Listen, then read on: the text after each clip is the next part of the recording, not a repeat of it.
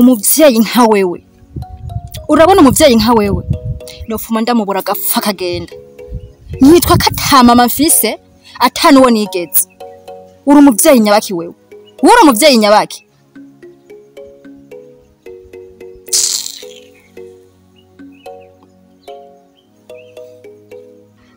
mama ndakubaza wewe nakwicaritse umwanya ungana gute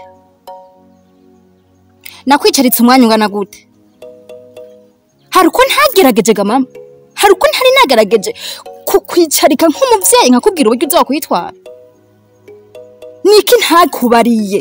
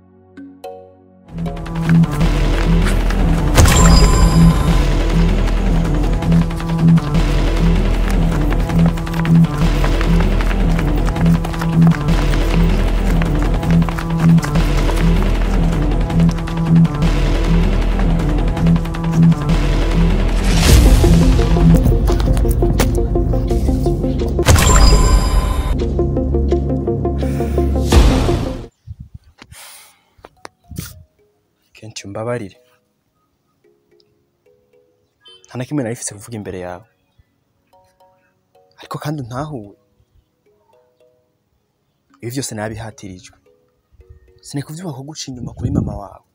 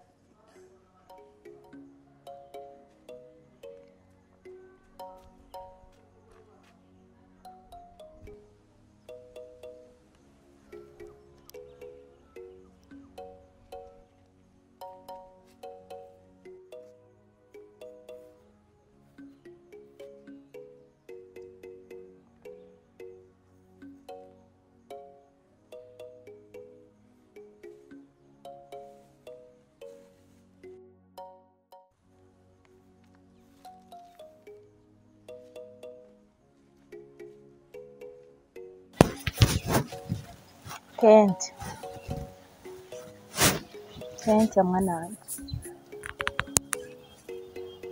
Kenti. Imbere wangirwa muvyeyi uri umuvyeyi wewe abavyeyi nkawe nofuma ndababura Ndazi ko nagize amakosa mwana sivyo ariko uko biri kose zokwama ndi umuvyeyi imbere yawe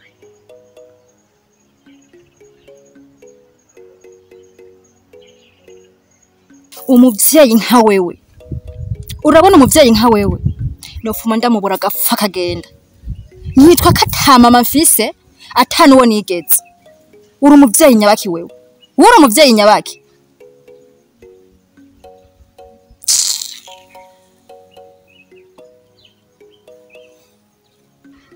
mama ndakubaza wewe nakwicaritse umwanya ungana gute hari uko ntagerageje ga mama hari uko ntari nagerageje kukwicarika nk'umuvyeyi nkakubwira uburyo uzokwitwara niki ntakubariye wowe ntabwo wanyemereye ko atavyizigera ukora urabona yuko ushimishijwe no kuza kuryamana n'umuhungu dukundanye nivyo byakunezereye ukaca urenga ko kanamujana mu gitanda njyamamwe kuko utamujanye mu gitanda ciwawe nta gitanda wari ugira kuko utamujanye mu gitanda ciwawe basi ufu mugenda mukorera ya mahano mukorera mu gitanda ciwawe ayo mahano hani son office Ariko mwana wanje ndazi ko ari ibintu bimaramaje kandi ndemera ko nakoze ikosa sibyo ga mwana ariko biragoye kubona umuvyeyi asaba imbabazi umwana ariko je ndakwinginze umbabarire sibyo ga kibondo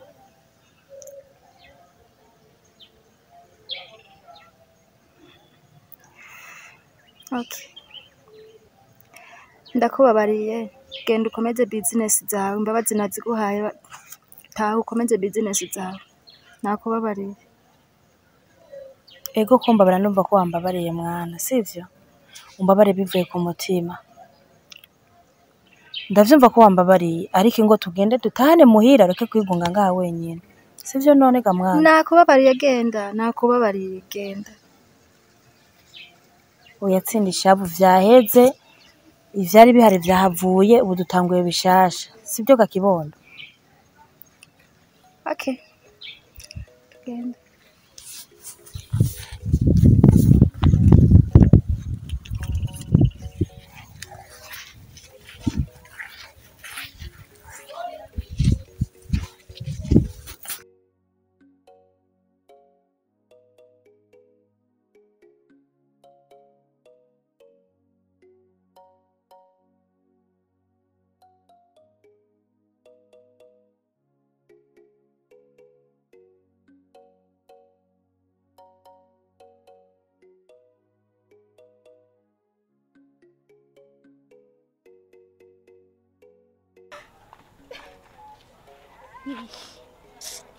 Obai.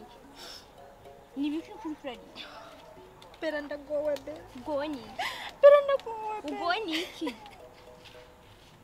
Nika. Dribi mwibisera. Ngasha peranda goje. Nini iki. Nyomba iki waje tukagikemura. Nibiki. Bara uratse bya bintu wambwira ngi ibiki.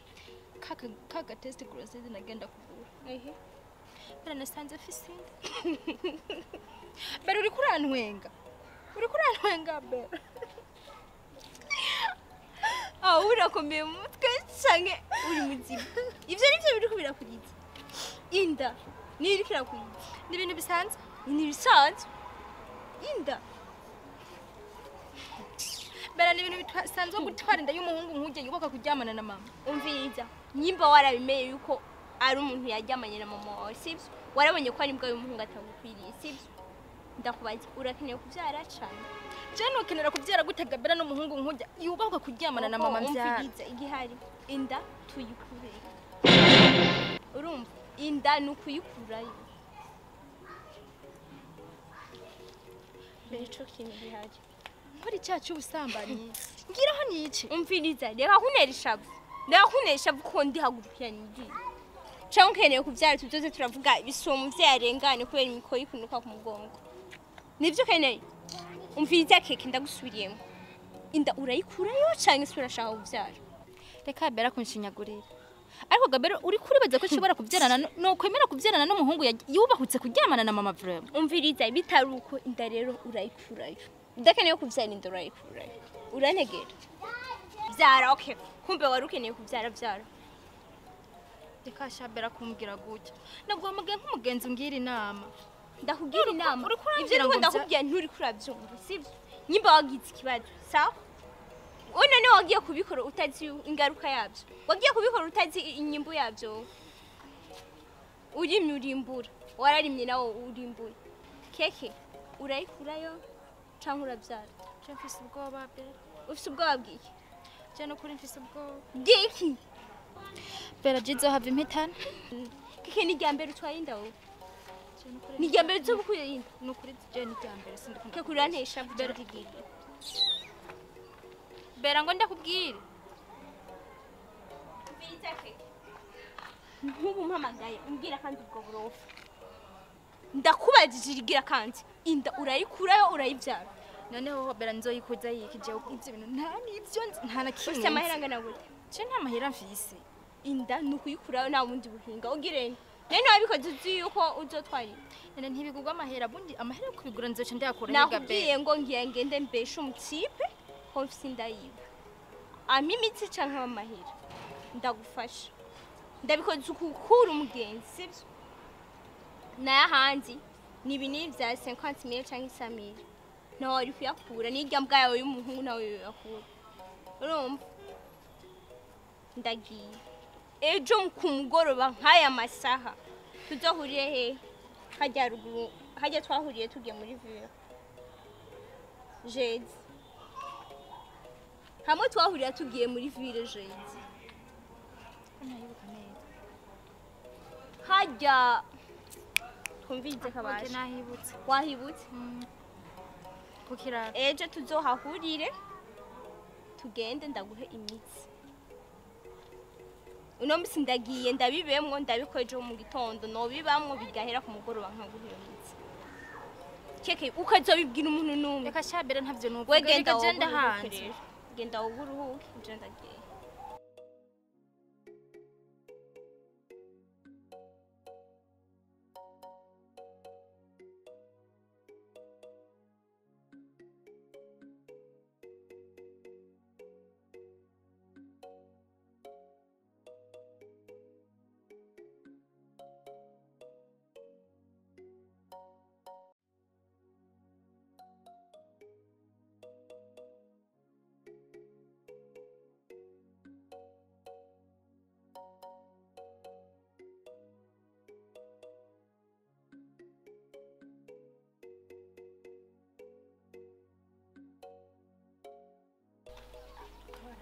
urakumereza mu toro none niki kushi aya masaha vraiment kuva aho nagahagariye ngaho wibaze yuko je ndi umuzamu wawe yakubera iki wakazi uyu mwanya mpagaritse ngaha uzi ibintu twapanze ndagusabye imbabazi kubera ko mama yari muhira mama wa mukecuru mama urashira umuntu wo kuvuga ati mama yambujije kuja mama arakaze wewe mama arakaze my god mama suwe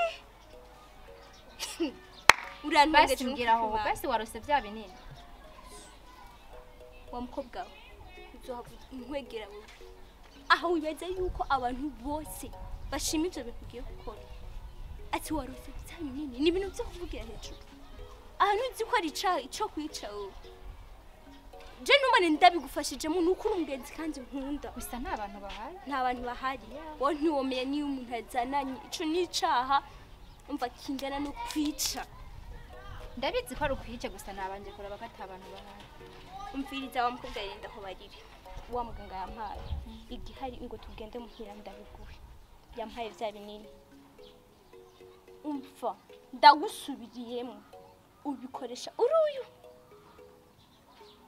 bakagufata sindimwe nanje umva ndakwihakana sindimwe nanje sindi umwana muto aha nturi umwana muto ndamenye ngene ndabigenza wowe dupanga map ukamagarika ngaha amasangahe kandi ari ibintu bikuraba wewe ivyo ndabizi ko twese byo dukora ko ndamenye ngene ndabigenza umva ndakubariye ndagusubiriyemo kandi mana ari mwijuru ukubahuka bikamenya umuntu n'uyu ndugu yangu wallahi je na wowe ntituri kumwe je sindi umwana muto nzomenya uburyo ndabigenza umva rikesha kuvuga ngo je sindi umwana muto wowe gucungwa na mama wawe ntukiri umwana muto none ivyo naco ndabigira mama mbona ehe umva na mama wawe bisaba kubigira ibanga ntamenye ikintu niki wegenda umpe wenda kwemereye yuko nzicunga nta bindi mwese kankwegera wowe ukivuga mama naramufunze ariko nta kintu nokora nk'ico mama abona umva sindi umwana erega muto nukugenda ukabikora uri umuntu uyu urumva umuntu umwe ahantu hinyegeje h'umuntu uyu nayo kwa wivuga ntumubwira ikintu niki mama sishobora kumushiramo ndazi ko ari we hoho imama bigiyemwe hoho bahabatse naje ndakubwiye ndabitse ko naba nikwegeye ndagusubiriyemo irigira akandi bakagufata simwa mi nawe hatujuwani sabye undonde umpe ivyo binini ico nzokora jewe ndakizi sindi umwana muto ubwo yangu tugende ndagura ariko ndagusubiriyemo kandi bakagufata nicaki kininiya ntazi imyaka bogushira mu ndabizi nanje sindi muto tugende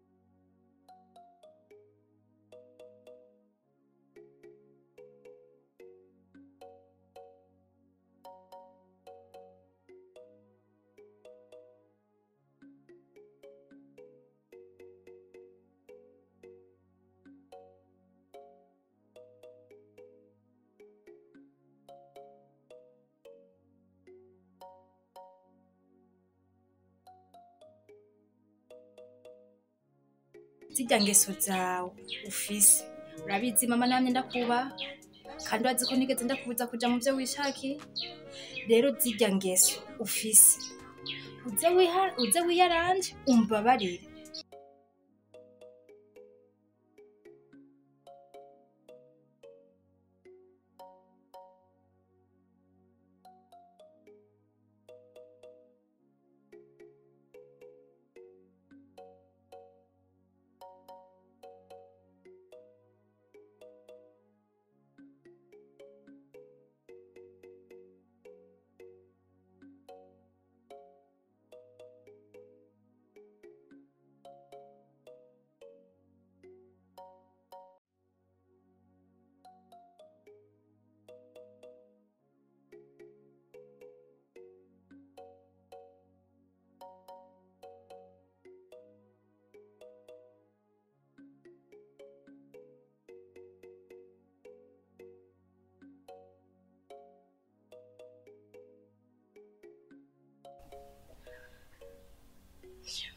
uru niko rukundo nkunda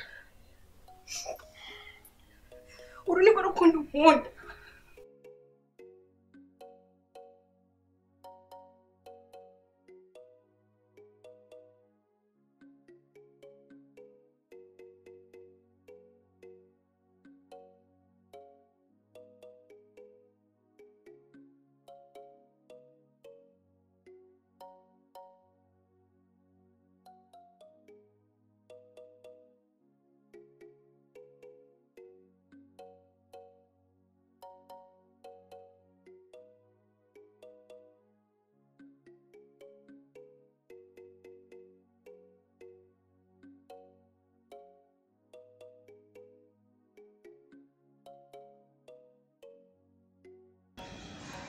Alo? Shana ndawukeneye muhira ibintu ndashaka ko tuvugana. Yego. Nimba ufise umwanya kweri wosimba. Ni minota mikeya kweri nshaka ko tuyaga. Umva ndakwiyamye wa mugore we ugira usubire kandi ndagusavye ntusubire ibyo wakoze warakoze ntusubire kunkwegera sivyo Oya je sivyo ndimo ivyo oye sivyo ndimo kabisa ndavye naho vyashikanye oya sivyo ndimo nibindi bintu nshaka ko tuvugana sawa ntaco ivyo tubireke rero sivyo ivyo tubireke ninde yaguhaye nimero yanje kunzi ko jataro nyigeze ndagu wayihawe nande kandi bavumbesha ngo ni kenshi yayiguhaye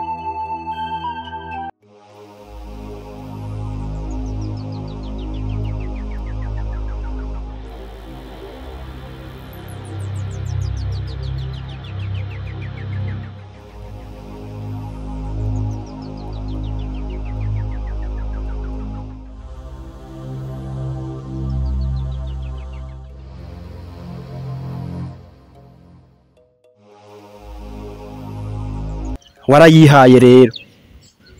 Oya none bose nabwo ko atari byo ndimwo. Basi reka basi dupanga umunsi w'ejo basi. Ejo nta mwanya uzoba ufise. Uzoze. Ejo ni sawa?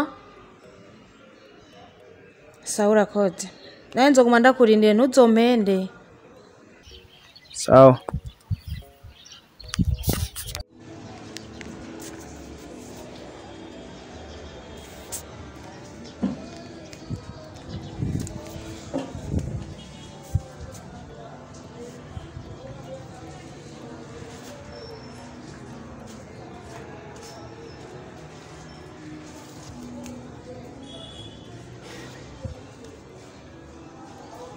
Continue so.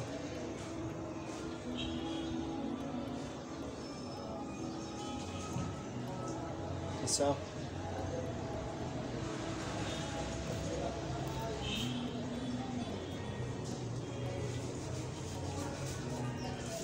Ariko kenshi n'ubu urakomeje.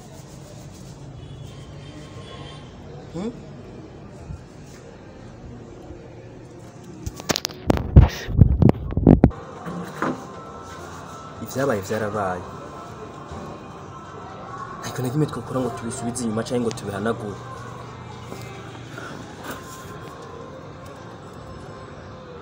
Chikima tugomba kuvyibagira.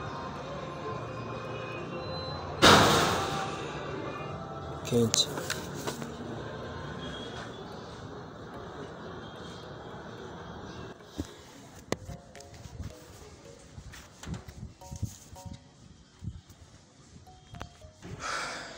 Ni sawa. Oya reka tuvugane kuri maze watacutwaye.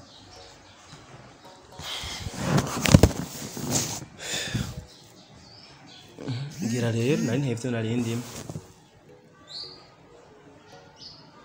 Nakaye kwase ko turamukanye.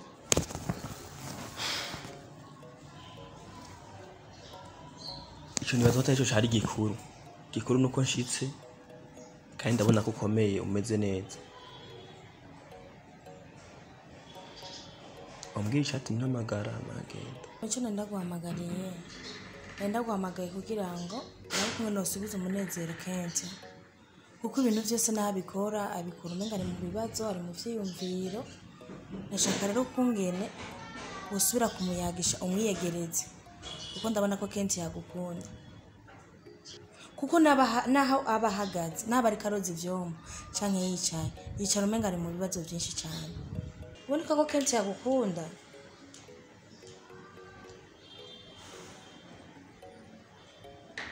Ako nibaza ko ibi vyose imbere yuko biba. Nari nakubwiye ati ibintu birashobora gukwega ingaruka mbi. Sinari nabikubwiye. Wari wabembye kandi baca umugani ngo iyo umenyiza mu nyuma. Sivyo? Ariko izo ngorane zose zihari niho kuzopera ukazikuraho. Naho ndi umuntu ategetswe kubikora atari wewe nyene haraba ko umwana wanje yoronka amahoro. Mbega ndamwiyegereza aranyikoza. Uburadisha ava Ufise. Oya nawe uri umwana w'umuhungu ntuzobura uko bigenza. Nanje ndi umuvyeyi we nzomenya uko ngineza ndamwegera buke buke kugira ndamukuremo ibibazo na stress byose.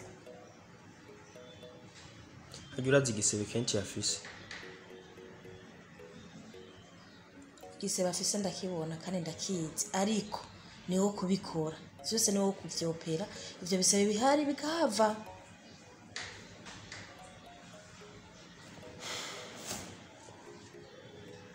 Sawa muhamagarire.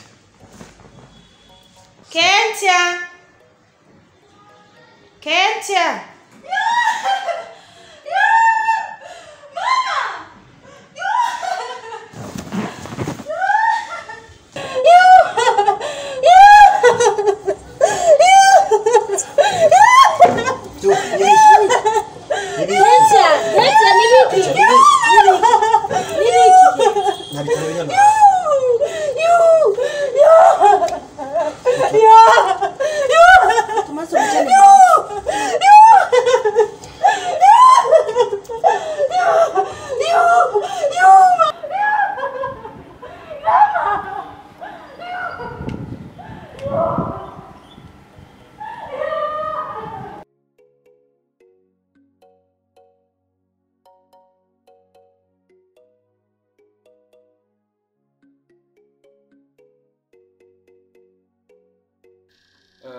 muvyeyi ibintu ngiye kubabwira muraza kwiyaranja vraiment mu nkundire mukoresha kwihangana kuko situation y'umwana wanyu imeze neza. Muganga, ayo makuru ugomba kumenya nciye numva mfise ubwoba mu mutima. Amakuru yihumure kwere. Tuze nico gituma nakubwiye yuko uteguye umutima kuko ukwiye gushiramo akantu ko kwihangana. Twabonye yuko atayindi nzira usibye kwihangana gusa. Hama rero umukobwa wanyu biraboneka ko yarasanzwe afise inda. Muganga nkabibona.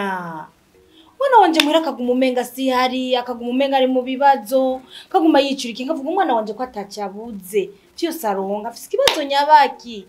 Iturize sivyo gusa ko iyo byose nibisanzwe. Biraboneka ko yagerageje kwikura kandi mbere akaba ari cyo kibazo cyamuteye kuva amaraso menshi agavirirana. Urabona ko ubu ntashobora kuvuga, twagerageje kumusinziriza kugira ngo tumukorope mu nda kuko iyo umukobwa ashatse gukura nk'inda hariho ibicafu bisigara mu gitereko, ko turagerageza kugira ngo tumukorope mu nda agire bonne santé. Hama nyuma y'ivyo rero hari ikindi naco twasanze mbere gikomeye gusumba ivyo vyose aho turababwira mukwiriye kwihanganira coco mbere mugaca mugendera ku nama z'abaganga. Tugerageje gupima twasanze umwana wanyu umukobwa yaramaze kwandura umugera wa sida. Muganga we reka kumbwira ko umwana wanje yaranduye sida. Ibisanzwe bishikira bose kandi urashobora kubaho urwaye umugera wa sida. Ubuzima burabandanya ahubwo naze afata imiti nk'abandi. Sivyo? Nawe uri kuranyihanganisha ariko muganga biragoye ko ndakwinginze wihangane. Biragoye kwakira muganga. Biragoye kwakira ariko birasanzwe kandi birashoboka. Yihangane nawe wihangane ivyo birashika kandi ni benshi bagwaye bagenda kandi bakomeye bameze neza. Urasubirana ubuzima nk'abandi ugasubira ukaba nk'abandi mu gukurikiza ingamba no gukurikiza impanuro za muganga agafata imiti neza byose birashobora kugenda neza.